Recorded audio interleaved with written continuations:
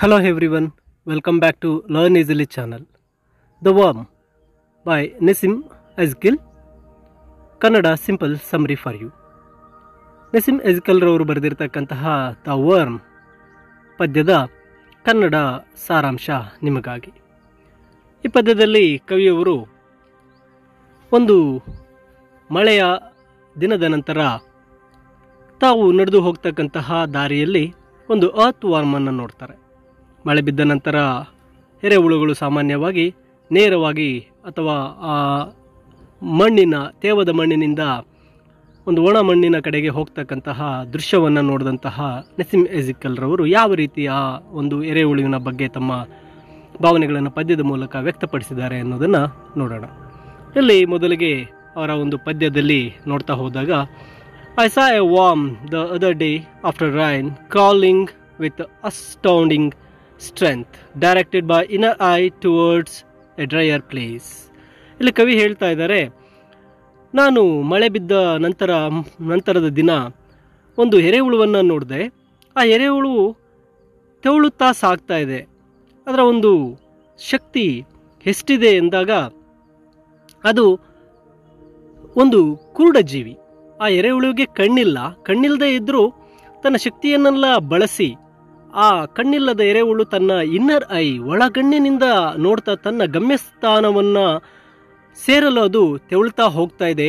Towards A dryer place, ಆ ತೇವದ ಮಣ್ಣಿನಲ್ಲಿ ದಾರಿ ಮಾಡ್ಕೊಳ್ತಾ ಒಂದು ಒಣ ಮಣ್ಣಿಗಾಗಿ ಹುಡುಕುತ್ತಾ ಅದು ಸಾಗ್ತಾ ಇದೆ. It moved so straight, oh God, to think that I by such absurd and devious routes should reach my destination. Is there anywhere a worm blinder than I have been or proved?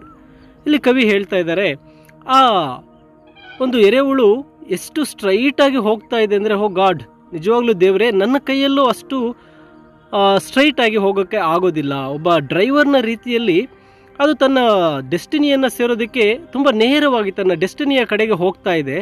ಆದರೆ ಒಬ್ಬ ಮನುಷ್ಯನಾಗಿ ಕಣ್ಣುಳ್ಳಂತಹ ನಾನು ನನ್ನ destiny ಕಡೆಗೆ ಹೋಗಬೇಕಾದ್ರೆ ನನ್ನ ದಾರಿ ಈ ರೀತಿ ಇರಲ್ಲ. ಅಂಕುಡೊಂಕಾಗಿ ಹಲವಾರು ದಾರಿಗಳನ್ನು ಬಳಸಿ ಹೋಗ್ತಾ ಇರ್ತೇನೆ. ಒಂದು ಸಕ್ಸಸ್ಸನ್ನು ಕಾಣೋದಕ್ಕೆ ನಾನು ನೇರವಾದ ದಾರಿ ನನಗೆ ಸಿಗ್ತಾ ಇಲ್ಲ. ಆದರೆ ಈ ಕಣ್ಣಿಲ್ಲದ ಎರೆಹುಳು ಎಷ್ಟು ಚೆನ್ನಾಗಿ ತನ್ನ ಗಮ್ಯಸ್ಥಾನದ ಕಡೆಗೆ ಸ್ಟ್ರೈಟಾಗಿ ಹೋಗ್ತಾ ಇದೆ ಅಂತಕ್ಕಂಥ ಮಾತನ್ನು ಹೇಳ್ತಾರೆ. ಅದರ ಜೊತೆಗೆ ಆ ಕವಿ ಹೇಳ್ತಾರೆ, ಈ ಒಂದು ಆ ಎರೆಹುಳುವಿನ ಶಕ್ತಿ, ಅದರ ಇನ್ನರ್ ಐ ಅಂತಕ್ಕಂಥದ್ದು ನನಗಿಂತಲೂ ಮೇಲಾಗಿದೆ. ನಾನು ಕಣ್ಣಿದ್ರೂ ಸಹ ನಾನು ಈ ರೀತಿ ನನ್ನ ಗಮ್ಯಸ್ಥಾನವನ್ನು ಸೇರೋಕ್ಕೆ ಆಗೋದಿಲ್ಲ.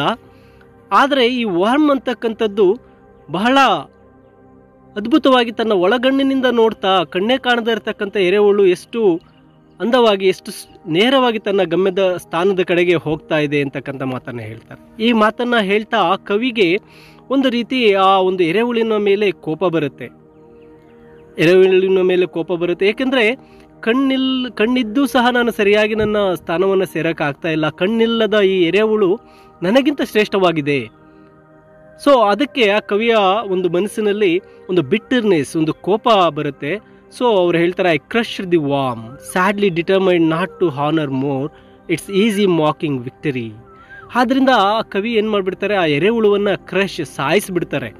ಸಾಯಿಸಿದ ನಂತರ ಅದಕ್ಕೆ ಒಂದು ಗೌರವವನ್ನು ಸಲ್ಲಿಸಬೇಕು. ಯಾಕಂದರೆ ನಾನೀಗ ಆ ಎರೆಹುಳುವಿನ ಶಕ್ತಿಯ ಮುಂದೆ ನಾನು ಏನೂ ಇಲ್ಲ. ಆದರೆ ಅದನ್ನು ನಾನು ತುಳಿದು ಸಾಯಿಸಿದ್ದೇನೆ.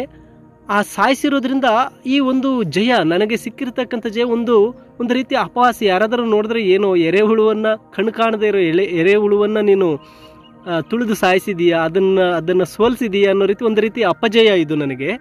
ಆದರೂ ಸಹ ನಾನು ಗೆದ್ದಿದ್ದೇನೆ. ಸೊ ಇಟ್ಸ್ ಡೆಡ್, ಅದು ಸತ್ತಿದೆ. ಪ್ರೆಟಿ ವಾರ್ಮ್, ಅಯ್ಯೋ ಎರೆಹುಳುವೆ, ವೇರ್ ಈಸ್ ಯುವರ್ ಸ್ಟ್ರೆಂತ್, ಎಲ್ಲಿ ಹೋಯ್ತು ನಿನ್ನ ಶಕ್ತಿ? ಕಣ್ಣಿಲ್ಲದೆ ಸ್ಟ್ರೈಟಾಗಿ ನಡೀತಕ್ಕಂತಹ, ಸ್ಟ್ರೈಟಾಗಿ ನಿನ್ನ ಗಮ್ಯಸ್ಥಾನವನ್ನು ಸೇರ್ತಕ್ಕಂಥ ಶಕ್ತಿ ಎಲ್ಲಿ ಹೋಯಿತು ಅಂತಕ್ಕಂಥ ಪ್ರಶ್ನೆಯನ್ನು ಹೇಳ್ತಾರೆ.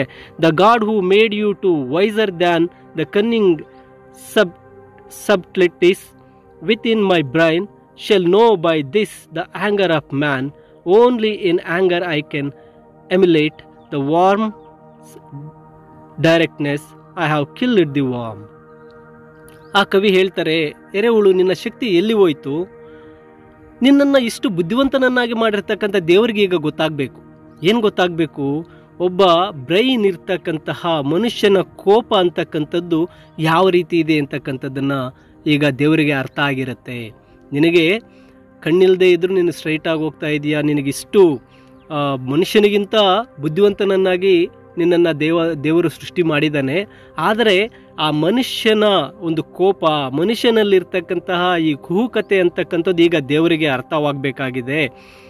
ಆದ್ದರಿಂದ ಐ ಕಿಲ್ಡ್ ದಿ ವಾಮ್, ನಾನು ಈ ಒಂದು ವಾಮನ್ನು ಸಾಯಿಸಿದ್ದೇನೆ, ನಾನು ಕೊಂದಿದ್ದೇನೆ ಅಂತಕ್ಕಂಥ ಮಾತನ್ನು ನಿಸ್ಸಿಮ್ ಎಜಿಕಲ್ ರವರು ತಿಳಿಸ್ತಾರೆ. ಈ ಪದ್ಯದ ಒಂದು ಸರಳ ಸಾರಾಂಶವನ್ನು ಸಹ, ಇಂಗ್ಲೀಷ್ ಸಾರಾಂಶವನ್ನು ಸಹ ಇಲ್ಲಿ ನೀಡಿರ್ತೇನೆ. ಈ ಇಂಗ್ಲೀಷ್ ಸಾರಾಂಶವನ್ನು ನೀವು ಓದ್ಕೋಬಹುದಾಗಿರುತ್ತೆ. ಕನ್ನಡದಲ್ಲಿ ನಾನೀಗ ಇದಕ್ಕೊಂದು ಸರಳವಾದಂತಹ ಸಾರಾಂಶವನ್ನು ಎಕ್ಸ್ಪ್ಲೇನ್ ಮಾಡಿದ್ದೇನೆ. ಇದು ನಿಮಗೆ ಅರ್ಥ ಆಗಿದೆ ಅಂತ ಭಾವಿಸ್ತೇನೆ. ಈ ಒಂದು ಇಂಗ್ಲೀಷ್ PDF ಅನ್ನು ನೀವು ವಿಡಿಯೋದ ಡಿಸ್ಕ್ರಿಪ್ಷನ್ನಲ್ಲಿ PDF ಲಿಂಕ್ ನೀಡಿರ್ತೇನೆ, ಡೌನ್ಲೋಡ್ ಮಾಡಿಕೊಳ್ಳಿ. ಹಾಗೂ ಇದನ್ನೊಮ್ಮೆ ಓದಿ, ನಿಮಗೆ ಸಂಪೂರ್ಣವಾಗಿ ಇದು ಅರ್ಥ ಆಗುತ್ತೆ. ಹಾಗೂ ಈ ವಿಡಿಯೋ ನಿಮಗೆ ಇಷ್ಟ ಆಗಿದ್ದಲ್ಲಿ ತಪ್ಪದೆ ಲೈಕ್ ಮಾಡಿ, ನಿಮ್ಮ ಸ್ನೇಹಿತರಿಗೂ ಸಹ ಈ ವಿಡಿಯೋನ ತಪ್ಪದೆ ಶೇರ್ ಮಾಡಿ. ಹಾಗೂ ಲರ್ನ್ ಈಸಿನಲ್ಲಿ ಚಾನಲ್ನಲ್ಲಿ ಸಿಗ್ತಕ್ಕಂತಹ ಎಲ್ಲ ವಿಡಿಯೋಗಳನ್ನು ವಿದ್ಯಾರ್ಥಿಗಳಿಗೆ ಶೇರ್ ಮಾಡಿ ಅಂತ ತಿಳಿಸುತ್ತಾ ನಿಮಗೆಲ್ಲರಿಗೂ ಸಹ ಧನ್ಯವಾದಗಳು.